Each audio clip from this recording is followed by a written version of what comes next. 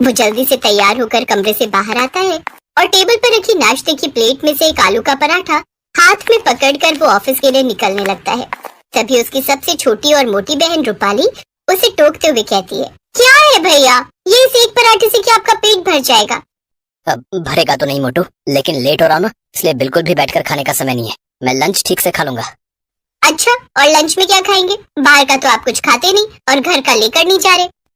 अरे वो अब हकलाना बंद करो और चुपचाप यहाँ बैठकर आराम से नाश्ता कीजिए। अभी पूरा पौना घंटा बाकी है आपके ऑफिस टाइमिंग में। तब तक राजमा चावल भी बनकर तैयार हो जाएंगे। मैं आपके लिए लंच के लिए वो भी पैक कर दूंगी। अरे वाह, तो पहले बताना चाहिए था ना कि अभी समय, और ऊपर से तुम मेरे फेवरेट राजमा चावल बना रही हो। फिर तो मैं जरूर लंच लेकर जाऊंगा, भले ही मुझे देरी क्यों ना हो जाए। ओए मोटी, ऐसा कर 2 पराठे और ले आजा।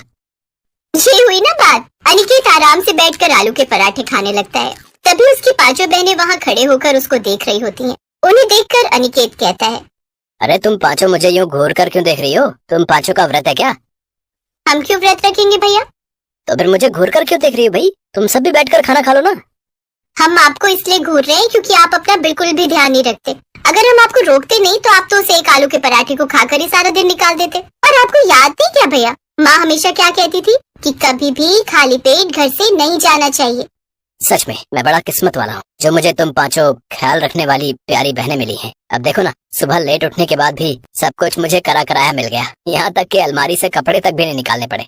आप भी तो हमारा कितना ख्याल रखते हो भैया। हम पांचों की खुशी के लिए दिन रात मेहनत करते हो, तो आपका ख्याल रखना तो हमारा फर्ज है।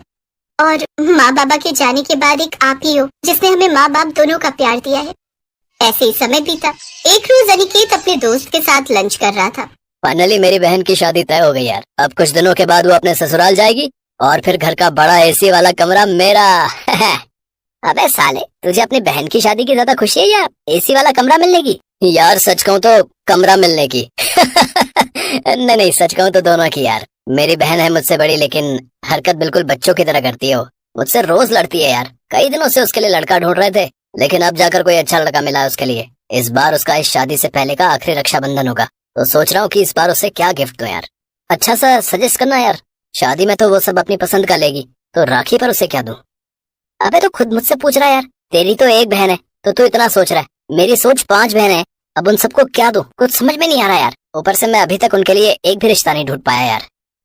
यार अनिकेत, अब एक बहन हो तो बताऊं, तेरी 5 बहनों के लिए मैं क्या ही बताऊं यार। अच्छा सुन, मेरी मान तो तू ना सबको शगुन के लिफाफे में 100-100 रुपए डाल के दे दे यार, सस्ते में निपट जाएगा।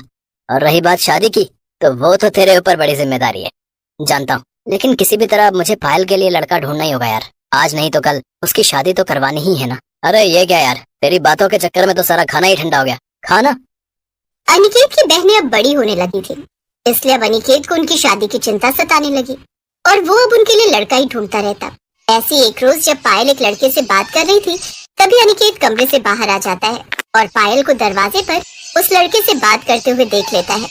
जब वो लड़का वहाँ से जाता है तो अनिकेत, वाह, अरे वाह, क्या पसंद है तेरी है? तूने तो बड़ा हैंडसम लड़का पसंद किया अपने लिए। भैया जी आप क्या कह रहे हो? अरे शर्मा मत पगली, तू बता क्या नाम है उसका। अरे तेरे हाथ पीले हो जाए तो सबसे ज्यादा खुशी तो मुझे ही होगी ना। तभी वो लड़का वापस आकर कहता है, ठीक है मैडम, तो मैं ये रद्दी लेने कल आ जाऊंगा। हैं? रद्दी? पायल, तू अपने होने वाले पति से अब रद्दी उठवाएगी? अरे तेरे ससुराल वाले क्या कहेंगे यार? अरे भैया ये कबाड़ी वाला है। हैं? कबाड़ी वाला? चलो कोई नहीं, प्यार तो अंधा होता है ना। और वैसे भी आजकल रद्दी वाला भी अच्छा कमा लेता है। बताओ भाई कितना कमा लेते हो? क्या भाई साहब, कबाड़ी वाला मैं हूँ और कचरा आपके दिमाग में भरा हुआ है। ओह सॉरी सॉरी, माफ करना भाई साहब। भैया आपने टेंशन के चलते कहीं सच में पायल दी की शादी कबाड़ी वाले से मत करा देना। हाँ नहीं तो हम सबको उसे कबाड़ी जीजू कहकर बुलाना होगा। अच्छा अब ये सब छोड़ो। वैसे भैया आपको याद है ना आज संडे और आपने हम सबको प्रॉमिस किया था कि आप हमें रक्षाबंधन की शॉपिंग के लिए मार्केट लेकर जाएंगे। ओह, तो आज मेरा कंगाल होने का दिन है। अच्छा चलो ठीक है, अब तुम सब तैयार हो जाओ, फिर हम सब शॉपिंग पर चलते हैं। अनिकेत अपनी सभी बहनों को खरीदारी के लिए एक शोरूम ले जाता है, जहाँ वो सब अपने लिए कपड़े और सुंदर सुंदर राखी खरीदती हैं। लेकिन इन सब में उसके काफी पैसे खर्च हो जाते हैं। हे भगवान, काफी पैसे खर्च हो गए। अभी तो बिजली का बिल, पानी का बिल और घर में राशन भरवाना बाकी है। और अभी तनख्वाह आने में 10 दिन बाकी हैं। लेकिन कोई बात नहीं, इन पैसों के बदले जो मैं इनके चेहरे पर खुशी देख पा रहा हूँ उससे एक अलग ही सुकून है। अरे भैया, आप अपने लिए कुछ नहीं ले रहे? नहीं नहीं, मेरे पास अभी कपड़े रखे हैं। वो कुर्ता पजामा लिया था ना दिवाली पर, तो बस वही पहन लूंगा। वो सब घर आ जाते हैं, लेकिन अब अनिकेत काफी परेशान था। अब उसके बाकी पैसे, बिजली का बिल, घर का राशन और बाकी खर्चों में निकल गए। अब उसके समझ में नहीं आ रहा था कि वो अपनी 5 बहनों को राखी का गिफ्ट कहाँ से लाकर देगा। अगले दिन वो ऑफिस में रौनक से इस बारे में बात करता है। यार रौनक, वो मुझे कुछ पैसों की मदद चाहिए यार। साल में एक बार ये त्योहार आता है ना, तो अपनी बहनों को कुछ नहीं दे पाऊंगा तो अच्छा नहीं लगेगा यार। माफ करना दोस्त, लेकिन तू तो जानता है ना, शादी वाला घर है तो पैसे कहीं ना कहीं खर्च हो जा रहे हैं यार। लेकिन उनकी ये सारी बातें रूपाली फोन पर सुन लेती है। दरअसल गलती से अनिकेत के हाथों उसका नंबर डायल हो गया होता है। अब वो समझ जाती है और अपने बहनों से इस बारे में बात करती है। और फिर अगले दिन अनिकेत, पैसों का इंतजाम हो गया है, ये ले रख ले। ऐसे ही राखी वाला दिन आ जाता है। फिर एक एक कर सभी अपने भाई की कलाई पर राखी बांधती हैं। आप जैसा भाई भगवान हर बहन को दे, जो अपनी बहनों को माँ बाप जैसा प्यार दे। हाँ भैया, ऊपर वाला आपको सारी खुशियाँ दे। तुम पांचों तो मेरी खुशी हो, तुम सब भी हमेशा खुश रहो। कुछ दिन बाद अनिकेत तनख्वाह आने पर रौनक को पैसे लौटाता है, तो रौनक उससे कहता है, अरे ये पैसे मुझे नहीं चाहिए भाई, क्योंकि ये मेरे पैसे हैं ही नहीं। ये तो मुझे तुम्हारी 5 बहनों ने दिए थे, जो उन्होंने अपनी पॉकेट मनी से जोड़े थे, ताकि तुम उनके लिए बिना परेशानी के तोहफे ले सको। और यार उन सब ने तो मुझे तुम्हें कुछ भी बताने से मना भी किया था। ये सुनकर अनिकेत की आंखों में आंसू आ गए और घर आकर उसने अपनी 5 बहनों को गले से लगा लिया।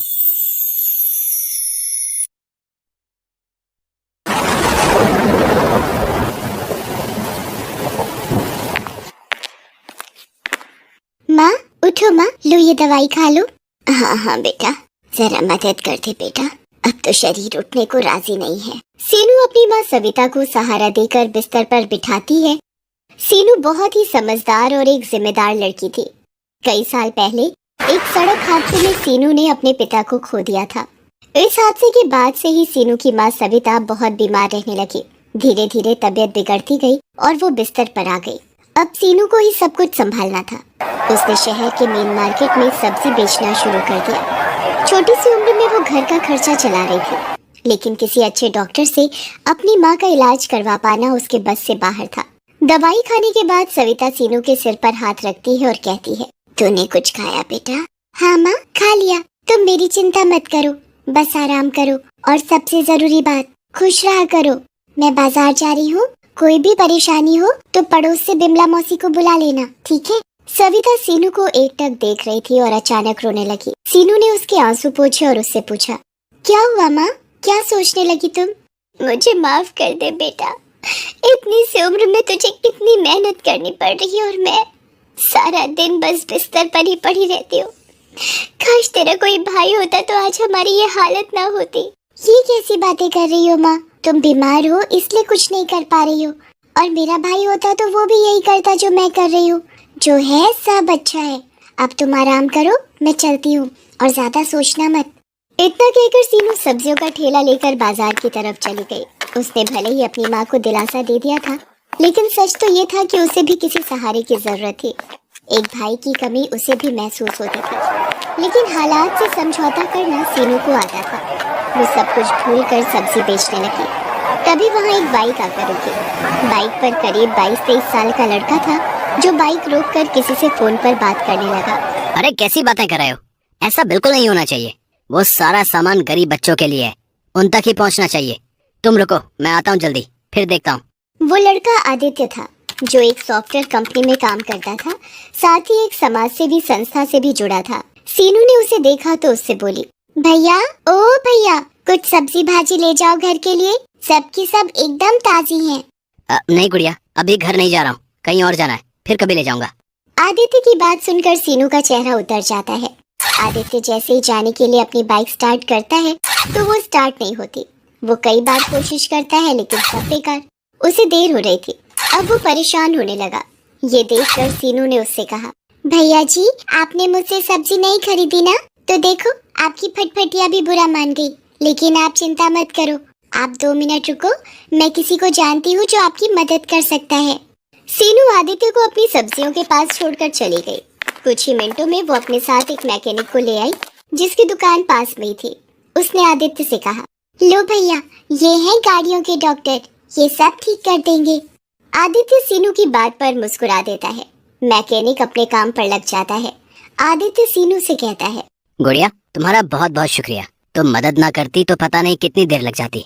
वैसे नाम क्या तुम्हारा और तुम्हारे पापा का है? मेरा नाम सीनू है और मेरे बाबा वो तो भगवान जी के पास चले गए कई साल पहले। ओह, और तुम्हारी माँ? और कौन है तुम्हारे घर में? बस माँ और मैं। माँ भी बहुत बीमार है, वो तो बिस्तर से उठ भी नहीं सकती। अरे तो तुम रोज यहाँ अकेले ही सब्जी बेचती हो? तुम्हारी मदद के लिए कोई नहीं है? नहीं भैया जी, कोई नहीं है मेरी मदद करने को। आप ही कर दो मेरी मदद, कुछ सब्जियां खरीद लो। 4 घंटे हो गए यहाँ खड़े खड़े। आज तो बोनी भी मुश्किल लग रही है। रक्षाबंधन आने वाला है, सोचा था सब्जी बेचकर जो पैसे मिलेंगे उनसे खूब सारी राखियां ले आऊंगी, तो उन्हें बेचकर और अच्छी कमाई हो जाएगी। और फिर मैं। फिर क्या? बताओ गुड़िया, क्या करना चाहती हो पैसों से? भैया मैं अपनी माँ को पहले जैसे चलते फिरते देखना चाहती हूँ।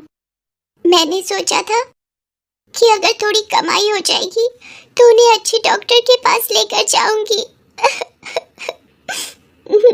इतना कहते ही सीनू रोने लगती है। इतनी कम उम्र में सीनू में इतनी समझदारी देखकर आदित्य दंग रह जाता है। वो मन ही मन सीनू की मदद करने का फैसला कर लेता है। वो सीनू की सब्जियों को अलट पलट कर देखता है और उससे कहता है, अरे मैं तो भूल ही गया था, मैं एक समाज सेवी संस्था से जुड़ा हूँ। वहाँ कल गरीब बच्चों को खाना खिलाने वाले हैं। तुम रुको जरा 1 मिनट। आदित्य तुरंत किसी को फोन लगाता है और कुछ देर बात करने के बाद सीनू से कहता है, चलो भाई गुड़िया, हो गया तुम्हारा काम। तुम फटाफट पैसे जोड़ो और मुझे बताओ, ठीक है? अभी थोड़ी देर में एक लड़का आएगा और तुम्हारी सारी सब्जियां लेकर जाएगा, ठीक है? अरे वाह भैया, आपका बहुत बहुत शुक्रिया। आपने तो मेरी बहुत बड़ी मदद कर दी। अरे नहीं गुड़िया, सब्जी तो कहीं ना कहीं से खरीदनी ही थी, तो तुमसे ले ली। वैसे अब खुश तो हो ना तुम? बहुत खुश हूँ भैया। अब आप देखना, एक से एक राखी खरीद कर लाऊंगी और उन्हें बेचकर खूब पैसे कमाऊंगी। फिर सब अच्छा हो जाएगा। खुश रहो, खुश रहो। अच्छा ये लो पैसे। लेकिन ये तो मेरी सब्जी के दाम से ज्यादा पैसे हैं भैया। भैया कह रही हो तो मैं भी छोटी बहन समझ के दे रहा हूँ, रख लो। और हाँ, ये लो मेरा फोन नंबर, कोई भी मदद चाहिए हो तो फोन करना, ठीक है? मैकेनिक ने आदित्य की बाइक ठीक कर दी थी। आदित्य सीनू के सिर पर हाथ रखता है और फिर अपनी बाइक लेकर चला जाता है। सीनू काफी देर तक आदित्य के बारे में ही सोचती रही। शाम के वक्त आदित्य की संस्था से एक लड़का आकर सीनू से सारी सब्जी ले जाता है। सीनू बहुत खुश थी। वो सारे पैसों से जाकर नए नए डिजाइन की राखियां खरीद लेती है और उन्हें अपने ठेले में सजाकर रक्षाबंधन से एक दिन पहले बाजार आ जाती है और जोर से चिल्लाती है, राखी ले लो राखी, गुड्डे वाली, फूल वाली, गोटे वाली राखी, सुंदर सुंदर राखी ले लो। सीनू कई घंटों तक ऐसे ही आवाज लगाती रहती है, पर कोई भी उससे राखी नहीं खरीद रहा था। दरअसल कुछ ही दूर राखियों की एक बड़ी सी दुकान थी, जहाँ सीनू से ज्यादा वैरायटी की राखियाँ थी। इसीलिए सभी लोग उसी दुकान से राखियाँ खरीद रहे थे। ये देखकर सीनू फिर से उदास हो गई थी। शाम हो गई पर उसकी एक भी राखी नहीं बिकी। वो अपनी राखियों के साथ घर पहुंची तो उसे उदास देखकर सविता ने पूछा, क्या हुआ सीनू? जाते हुए तो बड़ी खुश थी तू।